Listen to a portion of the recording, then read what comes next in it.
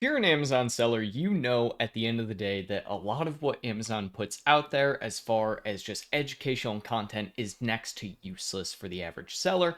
And today they put out 5 tips to grow your business this year. And so I thought, as being an Amazon expert, I would come through and review these tips and tell you which of them are actually useful. My name is Noah Wickham. I'm VP of Sales and Marketing here at My Amazon Guy. So let's see what Amazon has to say about 5 tips to grow your business. Well, the first one, launch a new product. So this is not exactly wrong, I don't think, right? You should launch new products. This is absolutely something you should do. They say to use the new selection success guide to help you sell the first 10 units of your new product faster. So the new selection success guide, for those that are unaware, is basically a guide that Amazon came out with that shows you what you should be doing with new product launches. They're like, hey, help increase sales by 20%, talk about A plus content. They talk about social proof, using incentives to convert. So, I mean, it's very basic stuff, right?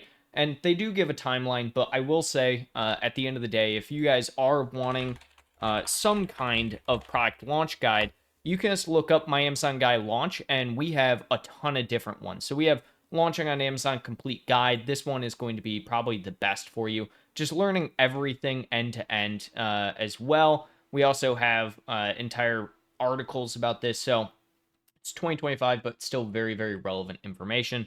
I would absolutely go and check a lot of these out, and even on our website as well. If you are interested, we do have actually an entire section dedicated to free Amazon tools, one of them being specifically our new seller launch deck. So this is something I would go and download if you actually are looking at launching products this year.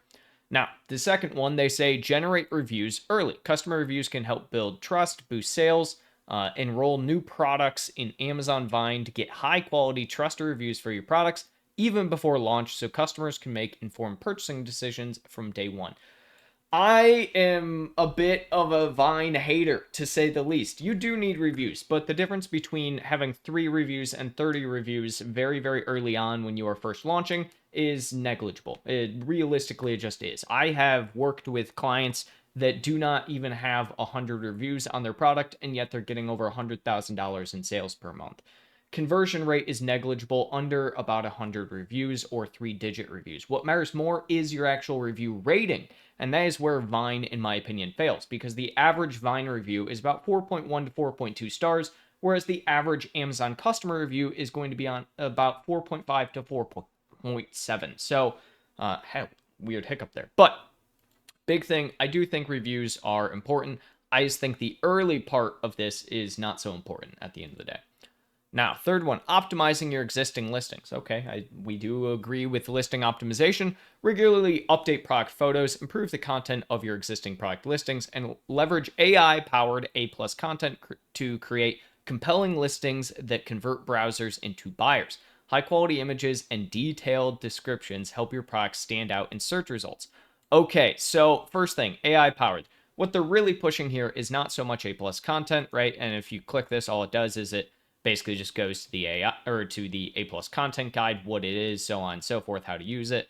I'm curious what they mean by leverage AI powered A plus content, because there's nothing you can really do that's AI related in A plus content outside of maybe utilizing AI to create the graphics for it. So not exactly what they what they mean by that, but AI is the buzzword of the century at this point in time. So I do approve of optimizing your listings. There's a lot more that goes into it than just A plus content. Obviously, you need to be looking at things such as your title, your bullet points, your description, your meta tags, or your backend keywords, I should say. All of those are going to help you with your SEO side. And then obviously, your main image CTR is going to be the biggest lever that you possibly have. In fact, CTR is such a big lever at the end of the day that one of my dear colleagues over at Smart Scout, Scott Needham, posted just the other day a brand new study that they had done. And I'll share this on my screen here, where essentially, if you're looking, top clicked products in any Amazon search gets 18.5% of the sales. This is across millions of search terms. So basically, if you can increase your CTR and have the top clicked product perspective for your CTR, you'll get upwards of 18% of the total market share for that keyword. So definitely something to focus on is your main image CTR. Getting back into these, let's look. We have stay proactive during slow periods. This is not a tip. This is frankly just not a tip. Create seasonal promotions, engage customers on social media, and use quieter times to refine your listings and build customer relationships that drive repeat purchases. I will say, them saying engage customers on social media is interesting. Amazon, up until about the last 6 months or so, has been very against the idea of trying to build off platform. Not necessarily. They do love you driving traffic to Amazon from off platform, but they've never specifically said it. I mean, they did last year stop the Amazon posts, so you can't do Amazon posts anymore, but this is the first time I'm really realistically seeing them really drive it in the last 6 months or so, like I said. So I do think, yes, you should focus on being proactive during slow periods. It's the easiest time if you're a seasonal product to essentially grow your listing and grow your ranking comparatively to your competitors. But at the same time, build the whole like build customer relationships that drive repeat purchase. I mean, this is just kind of hogwash, you know. And one of the major things, especially like social media in general, is that there's a stat that came out last year that 58% of all online purchases start with a search on Amazon. And so realistically, any form of awareness generation that you do off Amazon, likely 58% of that awareness is going to Amazon regardless, right? The only time that's not true is when you're doing direct conversion campaigns to your website. But that's also what a lot of people want to do because they usually are going to have a higher profit margin overall on their website. So it's kind of up in the air on how useful this is. I again wouldn't really consider this a tip. I think this is like you should just be doing this regardless, right? Finally, number 5, as far as their tips, use data to make smarter decisions. Okay, fair enough. Tools like the revenue calculator help you estimate costs and compare fulfillment options, while Product Opportunity Explorer reveals what customers want but can't find. You can also use the voice of the customer dashboard to monitor return rates and then address customer concerns before they impact your performance.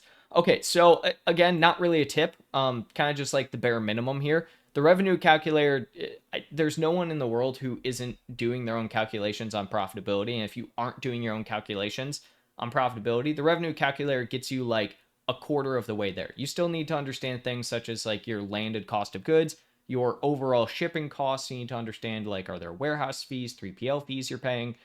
What are you paying your employees? There's all sorts of stuff, right? So the revenue calculator is very like bare minimum as far as the actual calculation. Does help, I think, for like a brand new single person seller at the end of the day, but still, again, bare minimum.